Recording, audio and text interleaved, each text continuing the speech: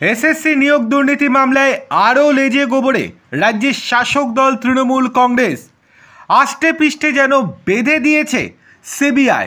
এবার সিবিআই যা প্রকাশ করলো, আদালতে যা জমা দিল, তাতে রাতের ঘুম উড়ল মমতা বন্দ্যোপাধ্যায়ের সরকারের।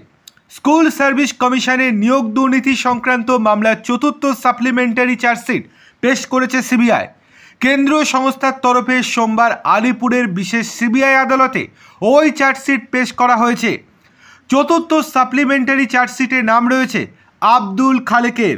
তার বিরুদ্ধে এসএসসির একাদশ, দ্বাদশ, নবম, দশম শ্রেণীর শিক্ষক এবং গ্রুপ সি, গ্রুপ ডির শিক্ষাকর্মী নিয়োগ মামলায় চাকরি দেওয়ার নাম করে এজেন্ট হিসেবে টাকা আদায়ের অভিযোগ রয়েছে। এমনকি এই আব্দুল খালেক স্থানীয় তৃণমূল নেতা বলেও দাবি করা হয়েছে।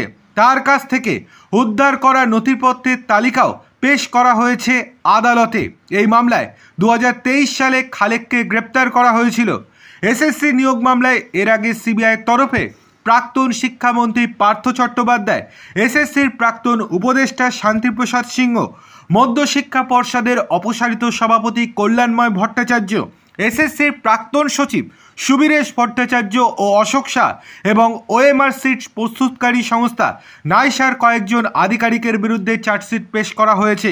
তাছাড়া নিয়োগ দুর্নীতির টাকা লেনদেন জড়িত কয়েকজন এজেন্ট এবং এসএসসির কর্মচারী আধিকারিকদের বিরুদ্ধেও চার্জশিট জমা দেওয়া হয়েছে আদালতে।